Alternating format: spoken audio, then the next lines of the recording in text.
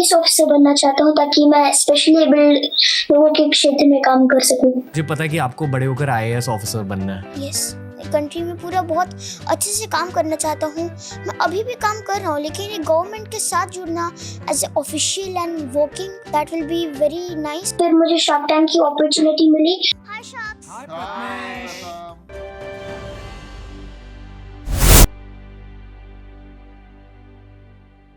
हाय hello नमस्कार, कैसे हैं आप? 91.2 एनआईवे चलोदून पर मैं हूं आरजे आरवी और मैं हूँ आरजे आशा। तो दोस्तों, आज की जो सीरीज है हमारी दिव्यांग अचीवर, इस एपिसोड के अंतर्गत आज हम जानेंगे प्रथमेश सिन्हा के संघर्षों से लेकर सफलता तक की कहानी। हाय प्रथमेश। हेलो। कैसे हैं आप? तो प्रथमेश, बहुत बहुत स्वागत है आपका हमारे 91.2 एनआईवे चलोदून पर। Thank you sir, thank you मुझे बुलाने के लिए। तो सबसे पहले मैं जानना चाहूँगा आपके बारे में, आपकी एजुकेशन है वो कहाँ तक हुई है और आप अभी क्या कर रहे हैं, तो उसके बारे में बताइए। तो सर, जैसे मेरी एजुकेशन जो है, मैं जब 8 साल का था तब तक मैं नॉर्मल लाइक होम स्कूलिंग में पढ़ रहा था। एंड 2019 में मेरा एडमिशन हुआ था ब्लाइंड स्कूल में। ब्लाइंड स्कूल के बाद फिर मुझे शार्क टैंक की अपॉर्चुनिटी मिली। फिर 2 साल में नॉर्मल स्कूल भी गया था, लेकिन अभी मैं ऑनलाइन स्कूलिंग में हूँ। NIOS के थ्रू पढ़ रहा हूँ, national institute for open schooling, और उसके अंदर ऑर्गेनाइजेशन है रियल स्कूल, उसके थ्रू मैं पढ़ाई कर रहा हूँ अभी अपनी। मैं अभी ग्रेड 8 में हूँ। तो हम आपकी लाइफ की अचीवमेंट के जानना चाहते हैं कि आपने अब तक क्या क्या अचीव कर लिया है।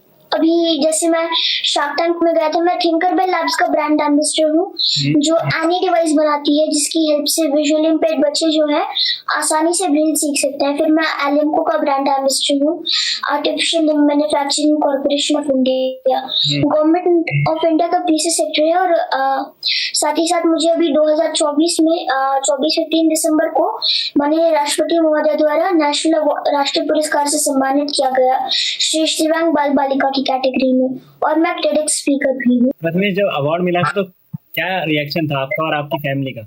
जैसे मैं अगर आपको बताऊं, अवार्ड जब हमें मिला था, हमने नॉमिनेट किया था, मतलब नॉमिनेशन हुआ था।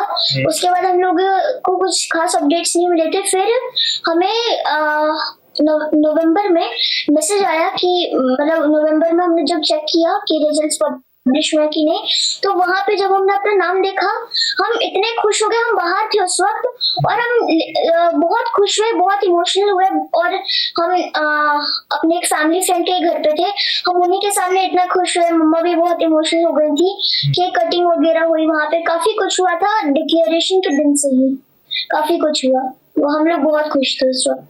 Wow, very nice. और अच्छा, आप कैसे ब्रेल को प्रमोट करते हैं? क्योंकि आजकल ना आप देख ही रहे हैं, टेक्नोलॉजी बहुत आगे बढ़ चुकी है और आजकल ना लोग ऑडियोज के थ्रू पढ़ना चाहते हैं, लाइक PDF डॉक्स, इन सब के थ्रू पढ़ना चाहते हैं। और आजकल ना कोई ब्रेल को इतना वो नहीं दे रहा है, क्या कहते हैं उसको, कोई मान्यता नहीं दे रहा है। मतलब कोई, अब सभी लोग चाहते हैं हमारा काम जल्दी हो। तो आप कैसे प्रमोट करते हैं? क्या आप उनको सलाह देते हैं ब्रेल को प्रमोट करने के लिए? क्या बोलते हैं आप? इससे मैं जो ब्रेल प्रमोट करता हूँ, ब्रेल की सिर्फ कहीं ना कहीं जरूरत पड़ती ही है। मैं डिफरेंट ब्लाइंड स्कूल्स में जाके वहाँ पे ट्रेनिंग देता हूँ एनी डिवाइस की, प्लस मैं ब्रेल को प्रमोट करने की, जैसे कुछ चीजें जो ऑडियो में अगर एक्सेसिबल नहीं है तो ब्रेल में मिल सकती है। अगर आप कभी लिफ्ट में ट्रैवल कर रहे हैं या कभी आप ट्रेन में ट्रैवल कर रहे हैं, तो वहाँ पे ऑटो डिस्क्रिप्शन नहीं होता है, वहाँ पे आपको ब्रेल पे बटन्स पे ब्रेल लिखा होता है, वो पढ़ना होता है। या फिर ट्रेन में सीट जो होते हैं, नंबर ब्रेल में लिखे होते हैं, तो वो पढ़ना होता है। तो ये जो छोटी मोटी नीड्स है, छोटे मोटे एक्सेसेस है, ये सब आपको ब्रेल में मिल सकते हैं। तो यही सलाह मैं देता हूँ कि ऑडियो से आपका काम हो जाएगा, ऑडियो को आप प्रिफर करिए, लेकिन साथ ही साथ ब्रेल को भी कंटिन्यू करते रहिए। ब्रेल जरूर सीखिए, क्योंकि आगे चलकर आपको छोटी से छोटी एक्सेसिबिलिटी के लिए ब्रेल सबसे ज्यादा काम आने वाला है। हमेशा आपने एनी डिवाइस की बात करी, यस सर। तो एक कैसा डिवाइस होता है, इसके बारे में थोड़ा बताएंगे? सर, ये जो डिवाइस होता है, ये डिवाइस जो है बेसिकली इंटरनेट से एक बार कनेक्ट हो जाता है। उसके बाद इसमें बहुत सारे गेम्स हैं, बहुत सारे स्टोरीज हैं और राइम्स भी हैं, जिसकी हेल्प से बच्चे जो है वो आसानी से ब्रेल सीख सकते हैं।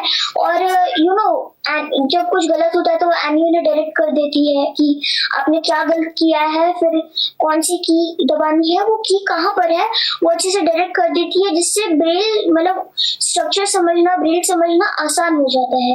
तो गेम्स के थ्रू, स्टोरीज के थ्रू, इन सभी चीजों के थ्रू एनी जो है ब्रेल आसानी से सिखाती है। और अभी रिसेंटली जैसे मैं जैसे ये ब्रेल ग्रेड 1 और ग्रेड 2 आपको पता होगा कि कॉन्ट्रैक्टेड ब्रेल भी होता है। सो अभी जैसे ग्रेड 1 वाली ब्रेल तो है ही हमारे पास एनी, साथ ही साथ अभी मैं एनी पे कॉन्ट्रैक्टेड ब्रेल भी सीख रहा हूँ।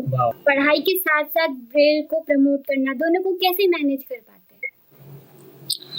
तो दोनों को मैनेज करना होता है, क्योंकि जैसे दोनों ही अपने अपने प्लेस में जरूरी हो जाते हैं। साथ ही साथ पढ़ाई और ब्रेल दोनों को एक साथ लेकर चलता हूँ मैं। जैसे मुझे ब्रेल को प्रमोट करना होता है तो कहीं अगर मुझे जाना होता है तो थिंकेबल वाले जो है वो अच्छे से समझते हैं काफी। जब मेरे एग्जाम्स या टेस्ट नहीं होते हैं तो मैं दूसरी जगहों पे डिफरेंट प्लेसेस पे जाया करता हूँ।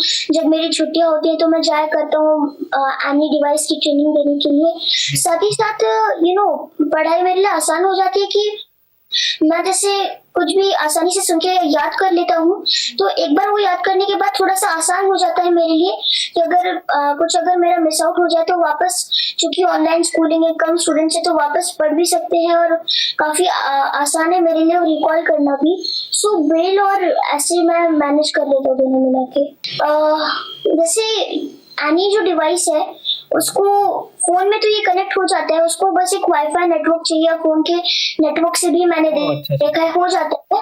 और तो फोन से तो आसानी से कनेक्ट हो जाता है। साथ ही साथ इसकी जो वेबसाइट है हीलियोस करके, जिसपे स्टूडेंट्स का प्रोग्रेस देखा जाता है। जैसे एनी को कभी कभार वाईफाई की जरूरत होती है, लेकिन हीलियोस जो उसका वेबसाइट है वो फोन पर आसानी से आ जाता है और एनी भी आसानी से फोन से कनेक्ट हो जाती है। यानी वायरलेस कनेक्टर है? हाँ, वायरलेस कनेक्टर है, बहुत आसानी से कनेक्शन हो जाता है। एलिम्को के भी ब्रांड एम्बेसडर है। Yes sir. तो क्या कहानी थी इसके पीछे, कैसे आप ब्रांड एम्बेसडर बने? सो एक्चुअली क्या हुआ था, एक कंपनी है टॉर्चेट नाम की, गुजरात की। यस, हनी भैया जो है वो उसके फाउंडर है, हनी भैया। सो क्या हुआ था ना कि वो लोग अपना ज्योति एआई लॉन्च कर रहे थे और साथ ही कि 1500 डिवाइसेस वो लोग डिस्ट्रीब्यूट करने वाले थे। तो वहाँ पे राजेश अग्रवाल सर आए हुए थे, उन्होंने मुझे इनवाइट किया था तो मैं गया हुआ था वहाँ पे। तो राजेश अग्रवाल सर वहाँ आए हुए थे, मेरा भाषण वगैरह सब हुआ, तो वो काफी खुश हुए थे मेरा भाषण वगैरह सब सुन के, काफी अच्छा लगा था उन्हें।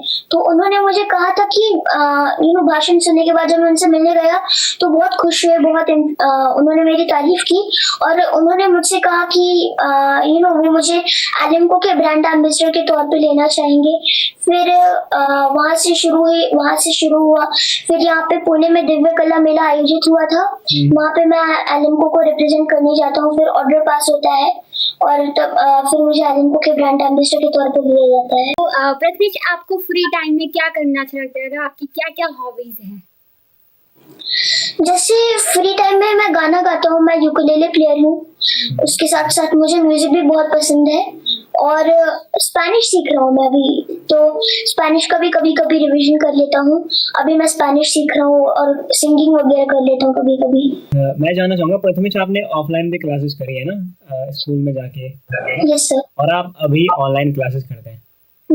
अच्छा, ज्यादा मजा किसमें था, ऑफलाइन या ऑनलाइन? सर जैसे ऑनलाइन और ऑफलाइन मजे की बात, मतलब जैसे जिसके लिए पढ़ाई, जैसे मैं अगर अपना एग्जांपल दूं आपको, सो ऑफलाइन में क्या होता था, बहुत सारी एक्स्ट्रा करिकुलर एक्टिविटीज हो जाती थी, बस से आने जाने में समय बहुत चला जाता था। फिर मैं अपनी हॉबीज या अदर एक्स्ट्रा करिकुलर एक्टिविटीज पे उतना ध्यान नहीं दे पाता था। और ऑफलाइन स्कूलिंग में एक चीज ये भी होती थी मेरे साथ कि जितने भी एक्टिविटीज, स्पोर्ट्स वगैरह वहाँ पे, चेस वहाँ पे होता था, वो एक्सेसिबल नहीं है, तो वो मतलब करने में काफी मुश्किल होती थी। तो मुझे इन दी एंड बैठना पड़ता था। तो जिसके लिए जैसे मैंने नोटिस किया कि जिसके लिए पढ़ाई इम्पोर्टेंट है, जिसके लिए ये इम्पोर्टेंट, समय बचाना इम्पोर्टेंट है। ऑनलाइन स्कूलिंग उसके लिए अच्छी है, और जिसके लिए ये खेलना या फिर मतलब जिसके लिए ऑफलाइन स्कूलिंग ज्यादा, मतलब उसके सारे क्राइटेरियाज को देखते हुए ऑफलाइन स्कूलिंग जिसको ज्यादा सूटेबल लग रही है उसके लिए ऑफलाइन स्कूलिंग सही है। दोनों के अलग अलग प्रोज एंड कॉन्स हैं, दोनों ही बेस्ट है। या दोनों ही बेस्ट है। अच्छा प्रथमेश, अब ये बताइए आपके फ्यूचर प्लान्स क्या है? मैं एक IAS ऑफिसर बनना चाहता हूँ, ताकि मैं स्पेशली एबल्ड लोगों के क्षेत्र में काम कर सकूँ और ज्यादा। वाह, आप जरूर बनेंगे, और आपको अपनी से उम्र में इतनी ज्यादा नॉलेज है, और आपको हमारी तरफ से best of luck. Thank you so much. जैसे कई बार होता है ना, सर्दियों का समय होता है ना, अब कई बार हमारी जो उंगलियां हैं, मतलब जानते हैं ना, ब्रेल पढ़ते हुए सर्दियों में काम नहीं करती कई बार। हाँ, मैं जानना चाहूंगा इसको कैसे हम कर सकते हैं, कैसे हम ब्रेल को पढ़ सकते हैं, कंटिन्यू रख सकते हैं, कुछ बताएंगे इसके? मैं जैसे ब्रेल को कंटिन्यू रखता हूँ, क्योंकि ब्रेल को कंटिन्यू रखने के लिए जैसे मेरी पढ़ाई इंपॉर्टेंट है, तो ब्रेल मैं कंटिन्यू रखता हूँ। और मुझे ऐसा लगता है कि जैसे आप सर्दियों का एग्जाम्पल दे रहे हैं, तो ब्रेल मैं ऑल टुगेदर एक साथ ऐसे पढ़ने की कोशिश नहीं करता हूँ। मैं बिलीव रखता हूँ कि मैं ब्रेल पढ़ रहा हूँ ना जब, तो ऐसा ना हो कि मैं एकदम पढ़े जा रहा हूँ और मेरी उंगलियों पे या मुझ पे स्ट्रेस आ जा रहा है। सो मैं हमेशा ये करता हूँ कि मैं पढ़ता हूँ और थोड़ा सा ब्रेक ले लेता हूँ। मेरे पास बुक मार्क है, सो मैं उसे लगा लेता हूँ अच्छे से, और फिर थोड़े से मतलब ज्यादा ब्रेक नहीं लेता हूँ, 2-3 मिनट का हो जाता है, फिर वापस पढ़ना शुरू करता हूँ। और फिर बीच बीच में थोड़ा सा ब्रेक ले लेके थोड़ा सा आराम से पढ़ने की कोशिश करता हूँ, जिससे ना मुझ पे स्ट्रेस है ना मेरी उंगलियों पे स्ट्रेस है, और ब्रेल पढ़ना थोड़ा आसान हो जाए मेरे लिए। तो प्रथमेश, आपने कैसे, आपके माइंड में ये आइडिया कैसे आया कि आपको ब्रेल को प्रमोट करना चाहिए? एक्चुअली हुआ ये था मेरे साथ कि एनी डिवाइस मेरे स्कूल में इंस्टॉल होने आई थी। उसके पहले ब्रेल जो था ना, लाइक मैं से एकदम स्टाइलस लेके बैठता था, स्लेट होती थी, स्केल लगा हुआ होता था, मोटा सा पेपर होता था, और उसमें हमें ना प्रिंट करना होता था। मतलब आप जानते होंगे कितना हार्ड होता है वो पेपर, या प्रिंट करना होता था उसमें। फिर एनी डिवाइस जो है ना वो आई, तो मुझसे मैंने ट्राई किया, तो पता चला मुझे कि ब्रेल को कितना फन बना दिया है एनी डिवाइस ने। साथ ही साथ जो ब्रेल जिनको टफ लगता है, जिनको थोड़ा सा लगता है कि टीचर्स मतलब जिनको थोड़ा सा फन पार्ट मिसिंग लगता है ब्रेल में, जिन्हें ब्रेल टफ लग रहा है, उनके लिए मुझे क्यों ना काम करना चाहिए और ब्रेल प्रमोट करके उन्हें ब्रेल की इम्पोर्टेंस, क्योंकि हम विजुअली इम्पेयर्ड बच्चों को तो पता है ब्रेल की इम्पोर्टेंस क्या है, लेकिन जो नॉर्मल लोग हैं, साइटेड लोग हैं, उनको भी पता हो कि ब्रेल कैसे होता है, क्या होता है, क्योंकि वो लोग देख के काफी अचंभित हो जाते हैं। तो उनके लिए मैंने सोचा कि क्यों ना हम उनके लिए भी शुरू करें, उनके लिए मैंने प्रमोट करने के लिए सोचा। क्या कोई ऐसा किस्सा है जो आपको याद हो, आपके लिए यादगार बन गया हो? एक किस्सा है मेरे पास, जैसे टेडेक्स में मैं जब गया था, सो टेडेक्स में काफी सारे लोग आए हुए थे, काफी अच्छी स्पीच वगैरह हुई थी वहाँ पे। सो टेडेक्स का एक किस्सा था जो मेरे लिए काफी यादगार रहा था। बाकी मेरे लिए, मैं हमेशा सोचता हूँ कि मेरी हर स्पीच, मेरा हर माइलस्टोन यादगार ही रहता है।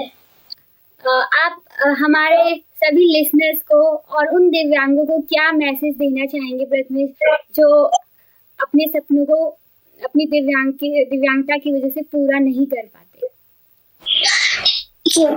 मैं उनको बस यही कहना चाहूंगा कि स्पेशली एबल्ड होना, दिव्यांग होना कोई चैलेंज नहीं है, कोई ये नहीं है। हमारी रिस्पॉन्सिबिलिटी है ये कि हम अपने चैलेंजेस को, अपनी वीकनेस को अपनी स्ट्रेंथ, अपनी अपॉर्चुनिटी बनाएं और उसके साथ आगे बढ़ें।